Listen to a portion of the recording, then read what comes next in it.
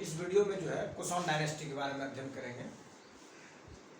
कुषाणों के बारे में हम लोग इस वीडियो में सीखेंगे। ठीक है,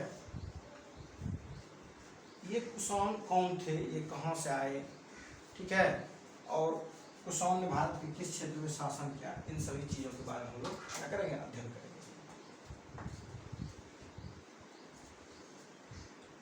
कहता कुषाण मध्य एशिया में पश्चिम चीन के यूची जाति के थे। ये जाति जो है ये हम लोग यहाँ समझेंगे जाति, वो इस तरह से ना समझेंगे जैसे इंडिया का जो कास्ट सिस्टम है उस तरह का ना समझें। जनरली ये जो है क्लॉन टाइप का जाति हुआ करते थे ये लोग, ठीक है, ट्राइबल ग्रुप टाइप के लोग थे ये। तो कुषाण जो है मध्य एशिया के पश्चिमी चीन के यूची जाति के थे। ये किस जाति के थे? यूची जाति के थे। कौन? कुषाण। लगभग 165 ईस्वी पूर्व में, ये बीसी की हिस्सा है।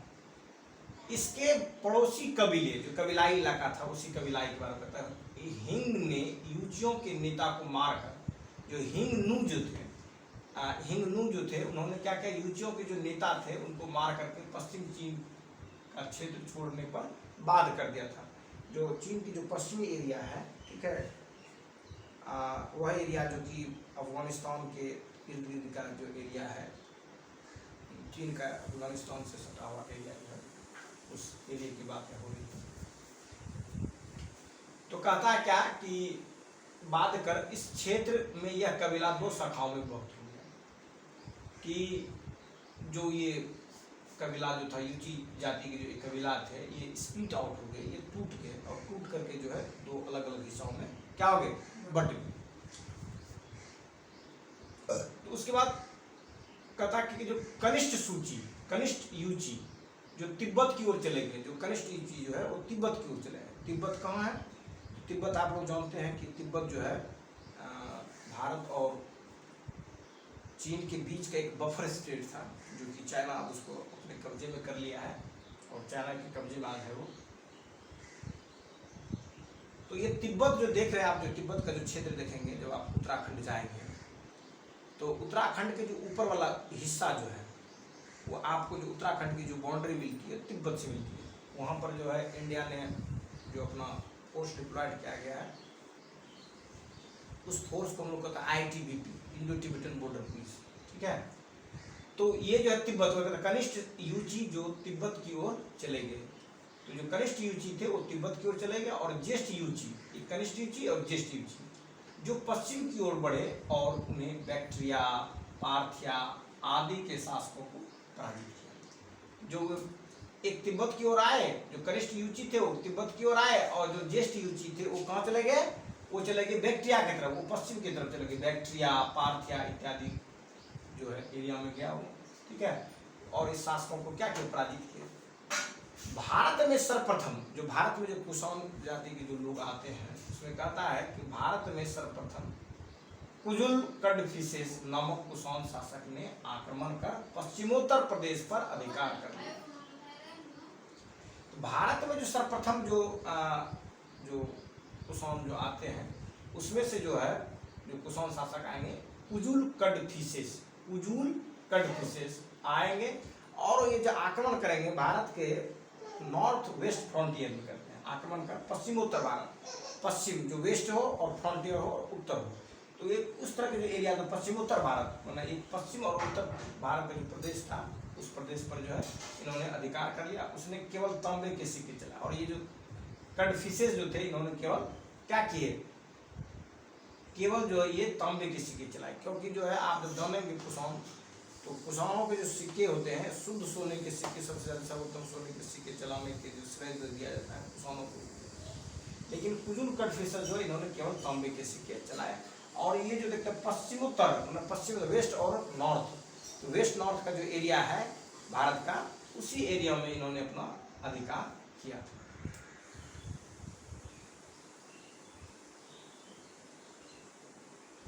अब आगे जो हम लोग देखते हैं ये है वीम कडफिसेस। ये है वीम कडफिसेस कहता कुजुल कडफिसेस की मृत्यु के बाद वीम कडफिसेस गद्दी पर बैठा। जब कुजुल कडफिसेस की जब मौत हो जाती है, तो मारे चले जाते हैं, तो उसकी डेथ हो जाती है, मरने के बाद कुजुल कड़फिसस जो है उसके मृत्यु के बाद जो है बिन कड़फिसस गद्दी पर बैठता है। चीन ग्रंथ हाउ हान सू से पता चलता है कि एक चीन का चाइनीज ग्रंथ, जैसे हम लोग का इंडिया का जो बुक होता है ना, उसी प्रकार जो है ये चाइनीज का जो है ये किताब है, उसका नाम है हाउ हान सू। हाउ हान शू, हाउ हान शू, हाउ हान शू से पता चलता है, हाउ हान शू से पता चलता है कि उसने टीएन चू की विजय की। उसने किसकी पर विजय की? उसने टीएन चू की विजय की। इसने जो है टीएन चू की विजय की तथा वहीं अपने एक सेनापति को शासन करने के लिए नियुक्त किया। देखिए ये कह रहा है कुजुल कड़फिसेस की मृत्यु के बाद जो बिन कड़फिसेस जो है क्या हुआ, गद्दी पर बैठा। जैसे एक राजा मरता है तो कोई कोई दूसरा उसका जो उत्तराधिकारी होंगे वो गद्दी पर बैठेंगे, तो उसी तरह जो है जो कुजुल कड़फिसेस थे उनकी जो मौत हो जाती है तो उनकी जगह पर फिर बिन कड़फिसेस जो है गद्दी पर बैठता है। चीनी ग्रंथ जो रिसोर्सेस है, जिस रिसोर्सेस से हिस्ट्री को नरेट किया गया है उसी में से ये बातें सामने आती है कि हाउ हान सू से, ये चाइनीज ग्रंथ है, जो चाइनीज पुस्तक है, से पता चलता है कि उसने तिएन चू की विजय की तथा वहीं अपने एक सेनापति को शासन करने के लिए नियुक्त किया। जो सेनापति होते हैं, जो इसको कहते हैं कमांडर इन चीफ, समझिए जैसे किसी भी युद्ध में जो है या किसी भी देश की जो सैनिक होती है उसके सेनापति होते हैं, जिसको हम लोग कमांडर इन चीफ भी कहते हैं या शायद सेना नायक भी कह सकते हैं, ठीक है। तो कहता है उसी में चीनी ग्रंथ में जो है से पता चलता है कि उसने टीएन चू की विजय की। जो विजय की थी उसने किसकी की थी? टीएन चू की। मतलब उस ग्रंथ में टीएन चू के बारे में जिक्र है। और वहीं पर एक सेनापति जो है, वहीं पर एक सेनापति को शासन के लिए क्या कर लिया था? नियुक्त कर लिया था, अपॉइंट कर लिया था। टीएन चू का समीकरण सिंधु द्वारा संचित पंजाब क्षेत्र से किया जाता है। मतलब ये जो है बातें जो आ रही है कि जो चाइनीज जो ग्रंथ है जिसका नाम है हाउ हान सू, हाउ हान सू में जो जिक्र किया गया जिस बात को, कह रहा कि वह जगह जो है, जो क्षेत्र है जो उसने विजय किया था, किसने? मैंने क्या कहते हो, जो चाइनीज कुशॉन जो थे उसमें जो उसके सेनापति जिसको शासक के नियुक्त किया था, तो उस जगह का संबंध जो है वो किससे है? तिएन चू का समीकरण सिंधु से है। सिंधु का जो नदी द्वारा जो संचित क्षेत्र है, जैसे सिंधु का जो इर्द गिर्द का जो एरिया है वो जनरली पंजाब के एरिया में पड़ता है। लेकिन अगर सिंधु पूछा जाए, अभी सिंध पूछा जाए, तो सिंध एक प्रांत है पाकिस्तान में, ठीक है। लेकिन सिंध के बाद पाकिस्तान में पंजाब भी प्रांत, ठीक है, और भारत में भी वो पंजाब प्रांत। एक्चुअली कहता है कि पंजाब पर अधिकार कर लेता है, क्या सिंचित पंजाब क्षेत्र से किया जाता है। मतलब जो सिंचित पंजाब जो सिंधु के इर्द गिर्द का जो रीजन्स है, इसमें और सब इसकी जो सहायक नदियाँ होगी, जैसे सतलज, चेनाब, रावी, ये सभी नदियाँ सब मिला करके जो इंटीग्रेटेड जो एरिया है, जो क्षेत्र है, उस क्षेत्र के बारे में बात करेंगे। कहता है इस प्रकार उसने सिंधु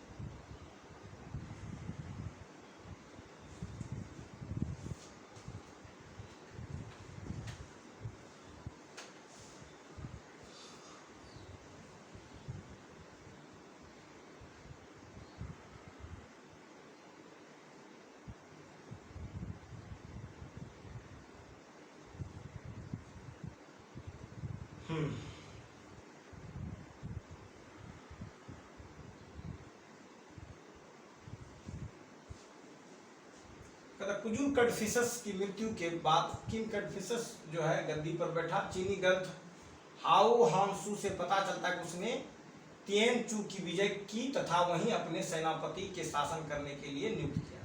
जैसे अभी जैसे मान लीजिए आप देखते हैं कि जो भारत सरकार जो शासन करती है तो उसमें देखिएगा अलग अलग राज्यों में गवर्नर नियुक्त करते हैं या राज्य जब करते हैं तो उसमें देखेंगे आप कि हर एक विंग्स के लिए ऑफिसर को डिप्लॉयड करते हैं, जिसमें कि आप देखेंगे थल सेनाध्यक्ष, वायु सेनाध्यक्ष, उसके बाद जो देखेंगे नेवल का जो अध्यक्ष होंगे। तो ये सभी देश करते हैं और कमांडर इन चीफ जनरली हम लोग किसको कहते हैं, उस देश के जो हेड ऑफ स्टेट होते हैं उसको हम लोग कमांडर इन चीफ कहते हैं। उसमें राजा हुआ करते थे, ठीक है, और राजा के अंतर्गत में जो है सबको काम करते थे। जो सेनापति जो थे इनके वो कहते हैं उनको शासक के रूप में जो है नियुक्त किया गया था। और तिएनचू का समीकरण, जो तिएनचू के बारे में बता रहा कि यह जगह कौन सा जगह होगा, जिसके बारे में कह रहा कि होसू ग्रंथ में जो जिसका जिक्र किया जिस क्षेत्र का तिएनचू का, तो कहता है उसका जो सिंधु द्वारा सिंचित पंजाब क्षेत्र से किया जाता है। इस प्रकार इसने तक्षशिला पंजाब पर अधिकार कर लिया। जो तक्षशिला जो जानते हैं, जो आज तक्षशिला जो है पाकिस्तान में है, अब हिंदुस्तान से चला गया, लेकिन उस समय तो हिंदुस्तान का ही पार्ट था, ठीक है। तो इस प्रकार जो तक्षशिला का जो क्षेत्र होगा और पंजाब पर जो होगा इन्होंने अधिकार कर लिया था। यह भारत में कुषाण शक्ति का वास्तविक संस्थापक माना जाता है। किसको? कुजुल कड़फिसस को जो है भारत में जो है कुषाण शासक का जो है वास्तविक संस्थापक जो है, रियल फाउंडर अगर पूछेगा कुषाण शासन का कौन है, शासक का है, तो ये जो है वो हो जाएगा वास्तविक संस्थापक जो हो जाएगा वो आपको कुजुल कड़फिसस होगा। लेकिन प्रारंभिक दौर में जिसने ये किया, जो आया इस्टेब्लिश जो किया, वो क्या आपका विन कड़फिसस, कुजुल कड़फिसस ने किया। और वास्तविक जो इसके शासक होंगे वो होंगे विन कड़फिसस। जो रियल फाउंडर होंगे वो कौन होंगे? विन कड़फिसस। और फाउंडर जो थे इसके कौन थे? कुजुल कड़फिसस। जैसे आप अगर पढ़ेंगे किसी भी साम्राज्य के बारे में, दो बातें आपको समझ में आएगी, एक होगा संस्थापक, एक होगा वास्तविक संस्थापक। तो वास्तविक संस्थापक मतलब जो लगता है कि उसकी जो है रिकॉग्नाइजेशन है या उन्होंने बहुत बड़ा वेल एस्टेब्लिश्ड कर लिया है, तो वैसे उस तरह के लोगों के लिए जो है लोग उस एडमिनिस्ट्रेशन वाले वैसे जो स्थापना करते हैं, तो वैसे हम लोग वास्तविक उसको संस्थापक के रूप में ट्रीट करते हैं, ठीक है। तो ये तक्षशिला जो है ये पंजाब में है, पाकिस्तान में है, और पंजाब जो है भारत और पाकिस्तान दोनों के बीच में बंटवारा हुआ है। तो इस प्रकार इसने तक्षशिला और पंजाब का पर जो है अधिकार कर लिया। या भारत में जो है कुषाण शक्ति का वास्तविक संस्थापक माना जाता है। किसको? विन कड़फिसस को। विन कड़फिसस ने ही सोने तथा तांबे के सिक्के चलाए और उसके सिक्के पर एक और यूनानी लिपि मिलते हैं। जो यूनान का जो लिपि है, जो यूनान का जो ग्रीक लिपि जो स्क्रिप्ट है वो मिलता है। और दूसरी तरफ जो है वो खरोष्ठी मिलती है। दूसरी तरफ क्या मिलती है? खरोष्ठी लिपि मिलती है, ठीक है। ये दो लिपि, एक हो गया यूनानी लिपि और दूसरा क्या हो गया? खरोष्ठी लिपि। एक तरफ जो है यूनानी लिपि है और दूसरी तरफ क्या है? खरोष्ठी लिपि है। उसके सिक्कों पर शिव की आकृति, नंदी, बैल, त्रिशूल आदि के संकेत है। किसके सिक्के पर? जो विन कड़फिसस ने जो सिक्के चलाए वो सोने के सिक्के चलाए, चांदी के सिक्के चलाए, और इस सोने चांदी के सिक्के में एक तरफ जो उत्कीर्ण हुआ रहता था वो ग्रीक स्क्रिप्ट लिखा रहता था, मतलब यूनानी स्क्रिप्ट लिखा रहता था, और दूसरी तरफ खरोष्ठी लिपि लिखा था, ठीक है। और इसी में जो है नंदी, बैल की आकृति, त्रिशूल की आकृति, शिव की आकृति देखने को मिलता है इन्हीं के सिक्के, ठीक है। जो उसके शैव धर्म में आस्था को द्योतित करते हैं। मतलब कहा इससे जाहिर होता है कि जो ये जो होंगे कौन विन कड़फिसस जो होंगे वो क्या होंगे? शिव जी के अनुयायी होंगे, शैव भक्त होंगे, ठीक है, शिव जी के फॉलोवर होंगे। तो जब आपकी किसी के प्रति आस्था दिखती है तो आप क्या करेंगे? उसका कहीं न कहीं किसी न किसी रूप में आप उसको रिफ्लेक्ट करेंगे, दिखाएंगे, ठीक है। तो जैसे अभी का जैसे मान लीजिए जो भारत में जो रूलर्स आए, जैसे मान लीजिए जिसने ढेर सारी मस्जिदें बनाएंगे तो आपको लगेगा उसका निश्चित रूप से इस्लाम से जो है उसकी मतलब आस्था रही होगी, जो ऐसे शासक जो होंगे, जो जिस शासक ने मंदिर बनाया होगा, तो निश्चित रूप से हम लोगों को लगेगा वो ऐसे शासक जो होंगे वो हिंदू से बिलोंग करते होंगे, हिंदू धर्म से बिलोंग करते होंगे, या उससे स्वामी रखते होंगे, या आस्था उनकी हिंदुत्व में होगी। वैसे शासक जो चर्च का निर्माण करवाते होंगे तो लगता होगा निश्चित रूप से उसकी आस्था जो है किस पर है, चर्च से है। ठीक है, तो वैसे जो गुरुद्वारा के लोग इसी तरह से जो हम लोग एक्सट्रैक्ट करते हैं, आइडियाज बनाते हैं या सिंथेसाइज करते हैं हिस्ट्री को, कि क्या क्या इंफॉर्मेशन मिला, और उसी इंफॉर्मेशन के आधार पर हम लोग नरेट करते हैं, हिस्ट्री को सिंथेसाइज करते हैं, हिस्ट्री को संश्लेषित करते हैं, हिस्ट्री को बनाते हैं, राइट करते हैं, कंपोज करते हैं। किसके आधार पर? कि जो इंफॉर्मेशन मिला उससे जुड़े हुए। तो ये इंफॉर्मेशन मिला सिक्का में क्या, तो उसमें मतलब इससे पता चलता है कि जो प्रचलन होगा कौन सा है, यूनानी स्क्रिप्ट्स और ब्राह्मी खरष्टी स्क्रिप्ट दोनों का प्रचलन होगा। दूसरा हम लोग देखेंगे कि इनकी जो आस्थाएं जो थी वो किसकी आस्थाएं थी, आस्थाएं जो थी इनकी शैव के प्रति आस्थाएं थी, शैव धर्म के प्रति आस्थाएं थी।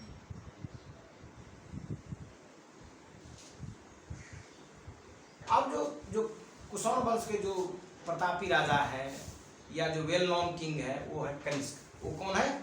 कनिष्क। और ये कनिष्क जो है विशेष रूप से क्या है, फेमस है, जाने जाते हैं लोगों के बीच में। ठीक है, या इतिहासकारों के बीच में इसका एक अलग महत्व रखा गया है। कनिष्क जो थे 78 से लेकर के 105 जो है ईस्वी के शासक थे।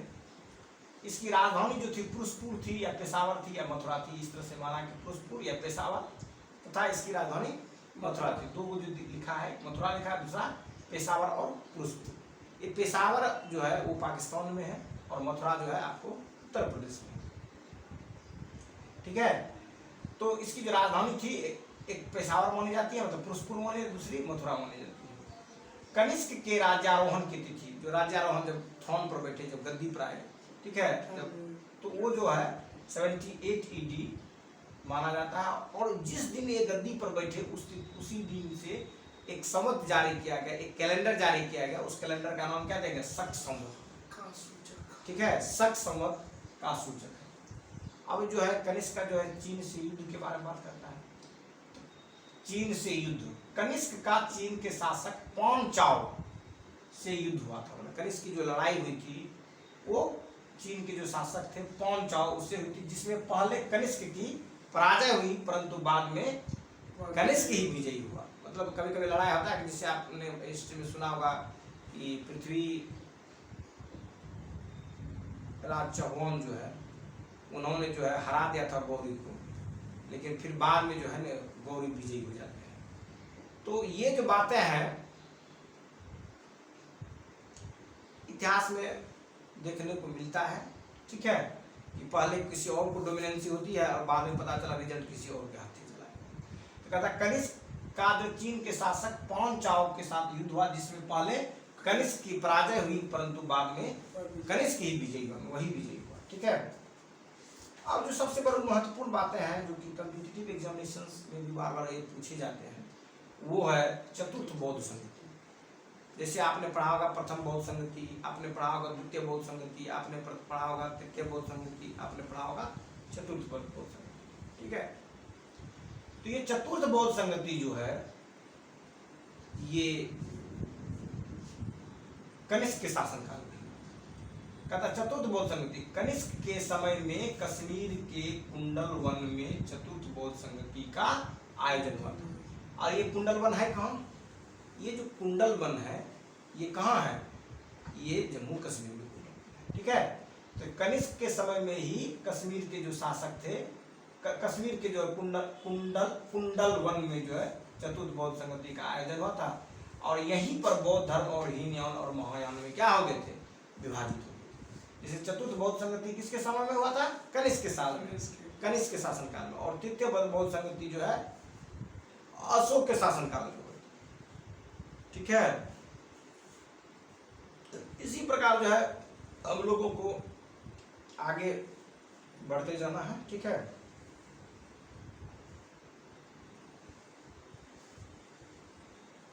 अब नगर निर्माण कहता है कनिष्क ने कश्मीर में कनिष्कपुर तथा तक्षशिला के सिरकप में एक नए नगर की स्थापना की। यहाँ पर कहता है कि नगर निर्माण में जो है कनिष्क ने जो है कश्मीर में कनिष्कपुर, कनिष्क ने जो कश्मीर में जो बनाए थे, क्या बनाए थे, कनिष्कपुर नामक नगर का बनाए थे, ठीक है। और तथा तक्षशिला के जो है सिरकप में एक नए नगर का निर्माण किए थे। कश्मीर में कनिष्कपुर, ठीक है, तथा तक्षशिला में सिरकपुर, दो टाउन, एक हो गया कनिष्कपुर और दूसरा क्या हो गया, सिरकपुर। एक क्या हो गया कनिष्कपुर और दूसरा क्या हो गया, सिरकपुर।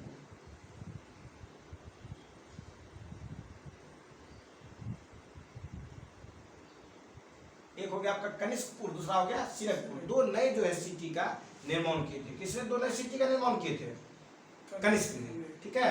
और जो कनिष्कपुर था ये कहाँ था, कश्मीर में था। कनिष्कपुर कहाँ था, कश्मीर में। और सिरकप जो था वो कहाँ था, तक्षशिला में। तक्षशिला के बारे में आप लोग सुने होंगे कि एंशिएंट लर्निंग सेंटर, भारत का जो सबसे प्राचीनतम जो विद्या का जो केंद्र था, जो यूनिवर्सिटी था, वो कौन था, तक्षशिला था। तो तक्षशिला के सिरकप में एक नए नगर का निर्माण की स्थापना की। और फिर आगे देखिए, सिल्क मार्ग का पर अधिकार, जो ये सिल्क रूट है, आपने सुना होगा सिल्क रूट, सिल्क मार्ग का अधिकार, सिल्क मार्ग पर अधिकार, सिल्क मार्ग पर अधिकार। ये जो सिल्क मार्ग पर अधिकार है, कनिष्क ने चीन से रोम को जाने वाले, जो चीन से रोम पर जाने वाले जो सिल्क मार्ग के तीनों मुख्य जो है शाखाओं पर अपना नियंत्रण स्थापित कर लिया था। किसने, कनिष्क ने। और ये मार्ग थे कैस्पियन सागर से होकर जाने वाला मार्ग, मर्व से फरात नदी होते हुए रूम सागर पर जाने पर बने बंदरगाह तक जाने वाला मार्ग, और तीसरा था भारत से लाल सागर तक जाने वाला मार्ग। ये जो तीन मार्ग थे, पहला है कैस्पियन सागर से होकर जाने वाला मार्ग, इसे सिल्क रूट जो है, जिसमें सिल्क का व्यापार किया जाता था। और सिल्क का जो थ्रेड होता है वो काफ़ी कीमती थ्रेड होता है, और उसके जो वस्त्र होते हैं काफ़ी टिकाऊ और ये आकर्षक वस्त्र होते हैं। तो सिल्क का जो है ट्रेडिंग जो है बहुत बड़ा महत्वपूर्ण ट्रेडिंग के रूप में एंशिएंट पीरियड में भी था, आज भी है। तो सिल्क, जिस रूट से सिल्क की ट्रेडिंग की जाती थी, उस रूट को एक डिफाइन कर दिया गया था, मार्ग का नाम दे दिया गया था, जिसको हम लोग कहते हैं कैस्पियन सागर से होकर जाने वाला मार्ग। एक मार्ग हो गया कैस्पियन सागर से जाने वाला मार्ग, ठीक है। और दूसरा मार्ग जो है वो मर्व से फरात नदी होते हुए, मर्व से फरात नदी होते हुए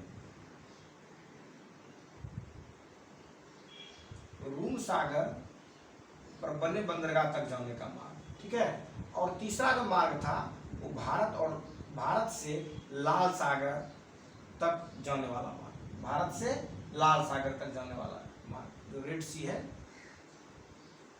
इसी रेड सी को जो है अब जो है क्या कर दिया गया, दुनिया के लोगों ने भूमध्य सागर से, जो लाल सागर है, इस लाल सागर को भूमध्य सागर से, मेडिटेरियन सी से, रेड सी को मेडिटेरियन सी से जोड़ दिया गया। किसके माध्यम से, स्वेज कैनाल माध्यम से, स्वेज नहर के माध्यम से रास्ता, हाँ, ये निकाल कर दिया है, ठीक है।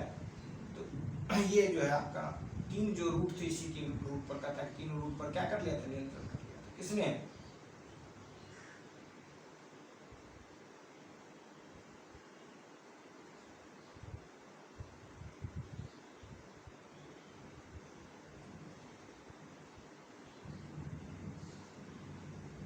कनिष्क में, ठीक है। वही चलता वही हो गया, ऊपर वाला, हो गया था। हाँ हो गया, ये सिक्के वाला।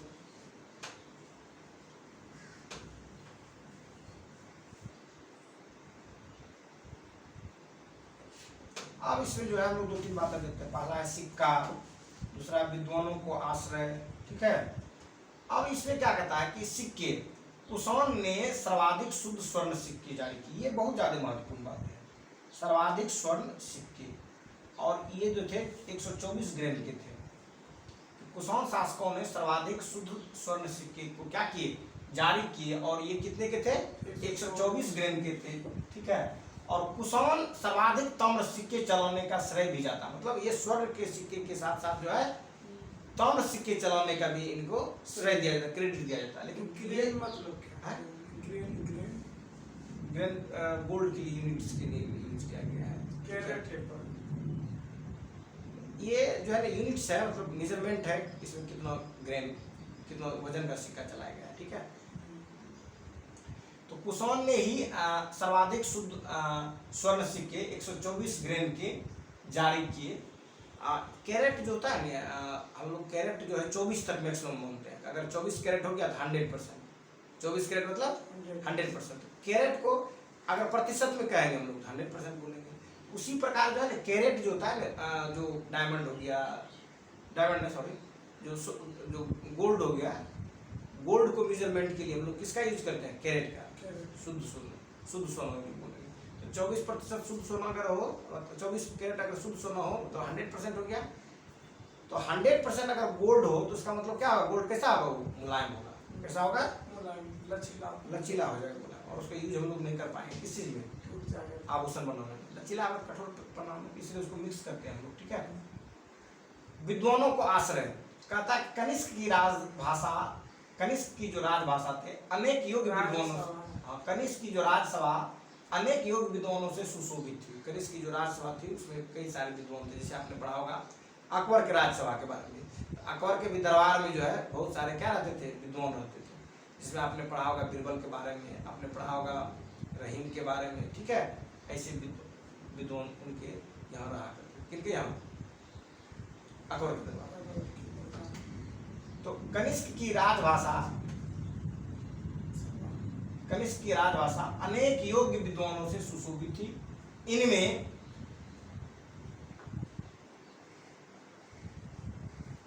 पास वसुमित्र, अश्वघोष जैसे बौद्ध दार्शनिक भी थे। नागार्जुन जैसे प्रकांड पंडित और चरक चिकित्सक उसकी राजसभा के रत्न थे। उसकी राजसभा के क्या थे? ये सब रत्न थे। कौन?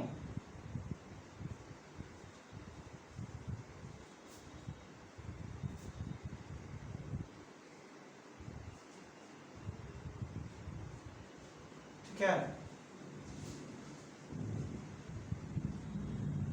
हाँ, तो ये जो हो गया पाश वसुमित्र और अश्वघोष जैसे बौद्ध दार्शनिक थे, और नागार्जुन जैसे प्रकांड पंडित और चरक जैसे चिकित्सक उसकी राजसभा के रत्न थे, जो जेम्स थे।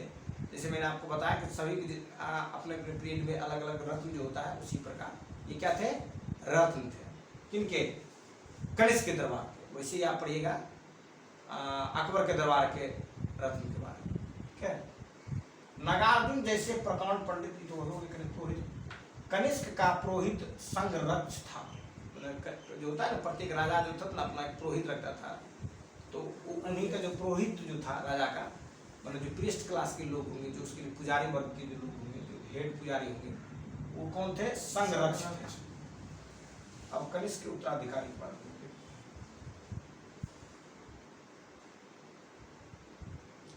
कनिष्क के उत्तराधिकारी 102 से 106 ईस्वी में यह कनिष्क का पुत्र था। कौन? वासिष्क। ये कनिष्क के कौन थे? पुत्र थे। भूविष्क 106 से लेके 140 ईस्वी तक थे। इसने कश्मीर में हुश्कपुर नामक नगर की स्थापना की। किसने? भूविष्क ने। ठीक है। और यह शिव और विष्णु के उपासक थे। इसके चतुर्भुजी विष्णु के सिक्के प्राप्त हुए। मतलब जो 4 भुजा वाले जो विष्णु थे, वो सिक्का जो है इनके द्वारा जो बनाया गया था वो प्राप्त हो। उसके आधार पर माना कि ये जो है विष्णु के उपासक थे। किसी सिक्के में शिव मिले होंगे, शिव का, तो उसके लगा शिव के उपासक भी होंगे। ठीक है। वासुदेव